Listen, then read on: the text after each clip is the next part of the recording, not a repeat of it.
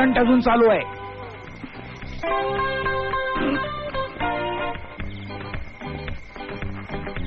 TV तर दुरुस्त करतोच आहे. आणखी काय काय दुरुस्त करायचंय? फक्त टीव्ही.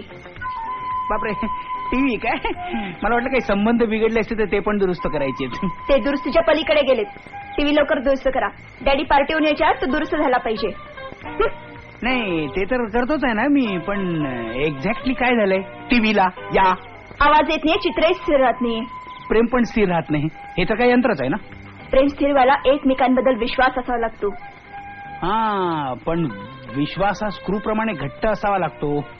उगाच जराशा धक्क्याने सैल होता का म्हणून. पण काही गोष्टी विश्वासात घेऊन सांगाव्या लागतात. पण त्या सांगायला गेलं तर लोक तोंडावर चहा फेकून मारतात. अगं तुला फसून मला काय मिळणार आहे? हे बघ, मी तुझ्या गळ्या शपथ सांगतो, तुझ्याशिवाय दुसरी कुठलीही मुलगी माझ्या आयुष्यात आली नाही आणि कधी येणारही नाही. इतकं रामायण घडल्यावर मला सांगतोस? पण मी त्या दिवशी तुला सांगण्याचा प्रयत्न केला, पण त्याच्यावर तुझा विश्वासच बसला नाही.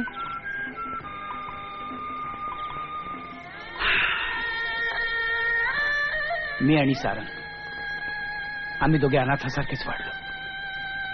अनाथपणाच्या यातना काय असतात त्याची पूर्णपणे कल्पना आहे आम्हाला. त्यामुळे दारात ठेवलेल्या मुलाच्याही वाट्याला तो अनाथपणा येऊ नये म्हणून आम्ही सांभाळला त्याला.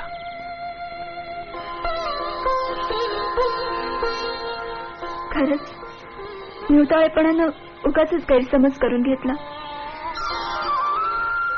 सॉरी. तो गैरसमज आता काढून घे आणि गैरसमज ओठांमुळे नाही, कानांमुळे झाला. पाहिजे तर कान धर. कान हे धरण्यासाठी नसतात, कुजबुजण्यासाठी असतात.